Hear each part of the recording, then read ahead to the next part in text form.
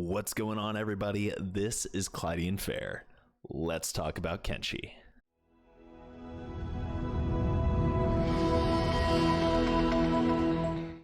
Kenshi is a hodgepodge of multiple different genres, and it's kind of hard to give it a label, but I would like to call it a squad-based RPG with strategy elements. In it, the player is placed in an open world sandbox, a literal sandbox. There is a lot of sand, and they are able to recruit units and do whatever they want. I typically start off making money through forced labor and then recruit a solid fighting force of 7 or 8 units and train them up. Then proceed to build a base somewhere to start my own country, essentially. But this video isn't about my typical playthrough. This video is about my personal mod list. So what mods do I use?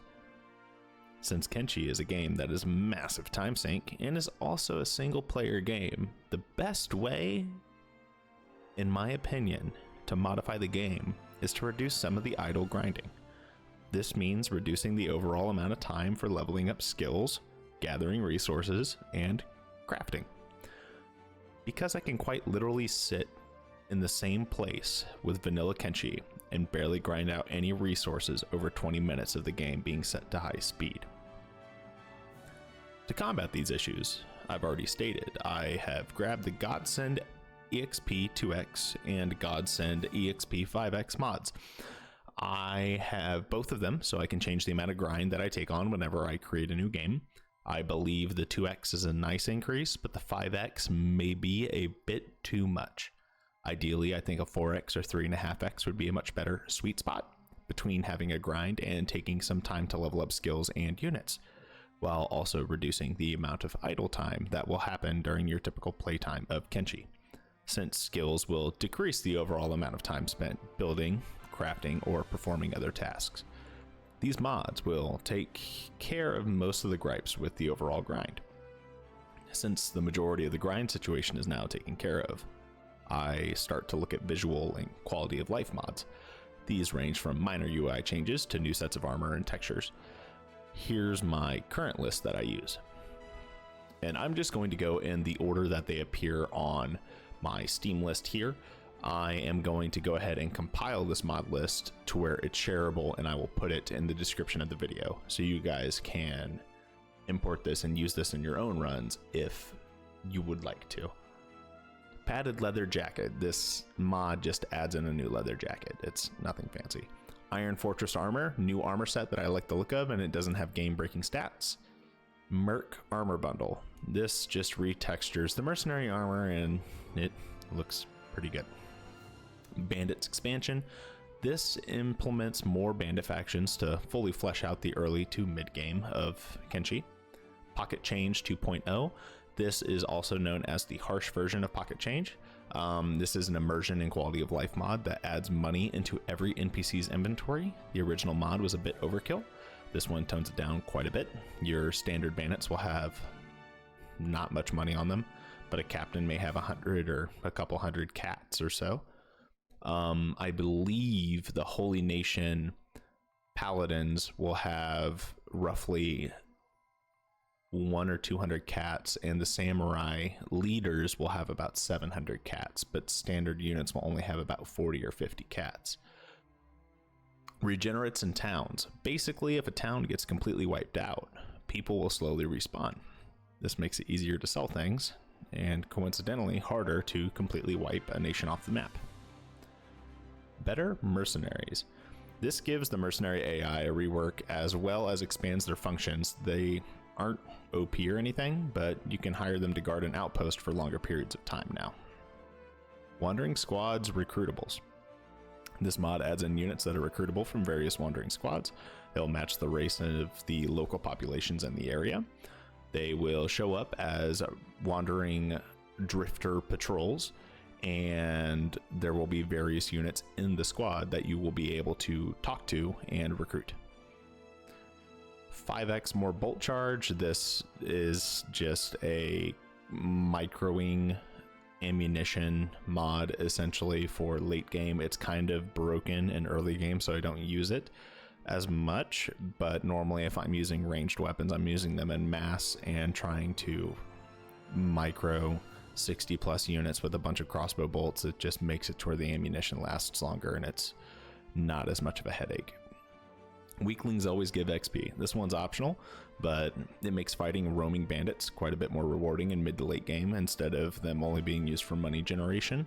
Now you will gain some levels. Even if you are super high leveled, you will gain a little bit of experience from them. Martial arts not everywhere. For some reason in vanilla Kenshi, everyone is an elite kung fu martial artist.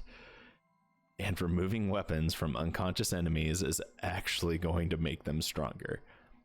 This fixes that issue. And now you can disarm enemies and they won't magically become Bruce Lee or Chuck Norris and pummel you into submission. Bandit disharmony. The various bandit factions are no longer allied and they will fight each other over territory and resources, like bandits should. This mod says it's outdated, but for my testing, it still works for the most part. It may not work on all newly added bandit factions, but most original factions will still fight each other. Minor mesh fixes. This is just a small graphical tweak to improve overall experience to where there's no longer like hair glitching through helmets and that kind of stuff. Military craft. This basically adds in special move animations for each weapon type. So as long as your unit has a high enough levels skill in said weapon, you may see like flying eagle kicks from martial artists and other cool animations. Let's talk. Honestly, one of the best mods in my opinion. It lets conversations between units continue beyond pre-made ones and adds in various randomness to it. NPCs love shopping. NPCs will now buy weapons and armor instead of only food and booze. Quiver. Minor quality of life mod that gives a storage slot for bolts and crossbows for your archers without using a backpack. It actually is a backpack, but it doesn't lower your combat proficiencies. So it essentially makes it to where the backpack is a crossbow bolt only backpack. And it's, yeah, so it basically creates a quiver backpack. And I like it. More immersion, minor quality of life. A trader backpack would work better for actual storage of bolts, but trader backpacks always have stat penalties. Quivers don't. Higher bounties. Adds in a new faction that's mid to late game level content. And they're essentially beefed up dust bandits and have larger bounties. Better map without borders. It's just a graphical update of the map. I really like it. It looks nice. It's got borders in between the different zones and all the zones are labeled. Maybe not the best map to use if you've never played Kenshi before, because it does explain where every region is at and it's already like explored, but it does not show where cities are or points of interest are. So there is a little bit of give and take there, but I like it since I've played Kenshi enough to where I know where the cities are. Dark underwear. This is just personal preference. I don't think underwear should be nearly as clean as what it looks like in Kenshi, so this fixes that. So this one, under the Kenshi mod loader, like in the actual Kenshi application, it's called Stolzy. I know it's not on Steam anymore, but essentially this mod adds in a bunch of in-game bounties and fights. I definitely recommend adding it for those of you who want hard fights later on, but be warned, you're going to want multiple people fully maxed out before you try and fight any of these bosses. Like 20 plus units that are all maxed out. You will lose a lot of people if you don't. Guard posts.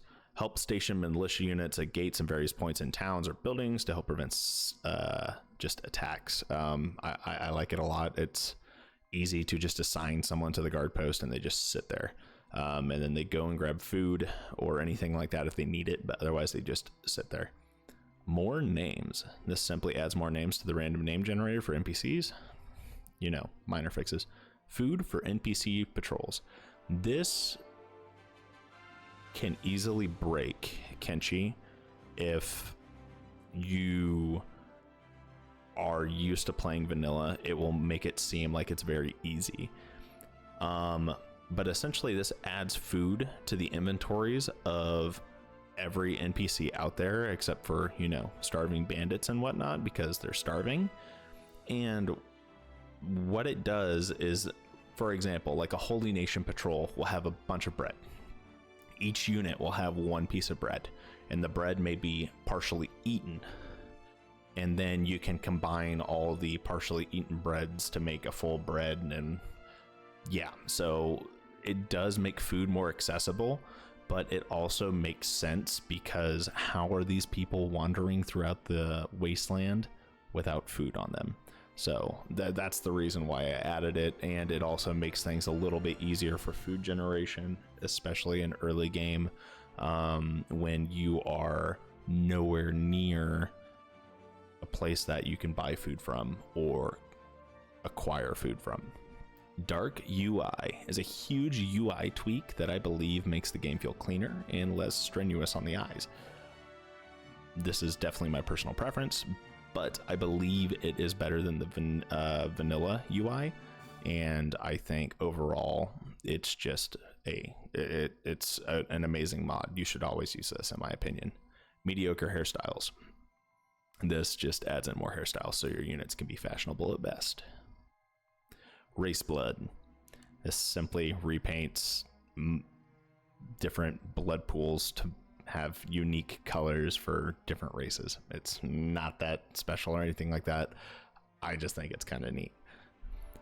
More heroes. You can now recruit stronger units in hub areas instead of just trash units. There are now mid-level and higher end recruits available. So instead of your best units being level 10, well, now you can recruit level 20s and level 30s. Advanced smithing, edges 2, 3, and 5. This makes it to where you can craft super endgame weapons. And it does take a lot of experience and like tech. So this requires you to have a very high level person and weaponsmithing, that is, and you have to research a lot. It's not one of those freebie instantly unlock and you instantly can craft these type of weapons. No, that's not how this works. This is a very, very end game research, so it is somewhat balanced in that sense. It does give you edge 5 weapons, but I mean, considering I'm adding harder late game content, I like having my units fully decked out in decent gear, and they're not the best weapons in the game, but they are definitely pretty good. Okay, so this next one's going to be optional. Training swords. These swords do 0 damage. So it sounds kind of like, why would you input weapons that don't do damage? Well, if you capture a bandit and give them this sword, and then you have a unit that has a training sword as well, they will do 0 damage to each other, and they will just infinitely attack each other in like an arena setting, and they will level up. This takes a huge portion out of Kenshi, but it does take a lot of setup. I could see why people would say that this would remove too much of the grind, and I understand that. But for some playthroughs, I feel like this is a good way of recruiting a new unit and just having them train up that way instead of using training dummies the entire time. It kind of defeats the purpose of some training dummies, but I think it's useful. I don't always use it, but sometimes, depending on the situation, I think it is nice to get someone up to, like, 40 attack or something like that, just to make it to where they don't instantly die in some areas. The next mod is increased recruitment. This is just so I can have a massive army for late game and besiege entire nations if I wanted to. And finally, more bounties. This just makes it to where there's smaller bounties available on most outlaw units you find. They aren't really worth much, but it does help making wiping out a bandit nest a little bit more worthwhile. This concludes my current list of mods that I use in my playthroughs. I enjoy browsing through the Steam Workshop and adding more to the list, but there is a vast difference between the quality of some mods that are out there, and I don't want to change the overall feeling or aesthetic of Kenshi itself. Adding in new items and gear sets are always fun, but I don't like adding in things that will break the combat of the game, as I still want there to be the Kenshi experience and challenge. Remember, Kenshi is a single player game, which means there isn't a competitive scene or balance that needs to be obtained. Mod the game to your heart's content, because as long as you are enjoying the mod concoction, that's all that matters. No other opinions matter in this sense, as there is no right or wrong way to mod the game. That being said, I hope this video helps those of you who are just starting out with modding Kenshi and gives you a baseline to start with. I'd like to thank you all for sticking around for the video, and if you enjoyed or appreciated this content and would like to see more Kenshi related content such as this, drop a comment and like the video, and don't forget to subscribe to the channel. Have a good one.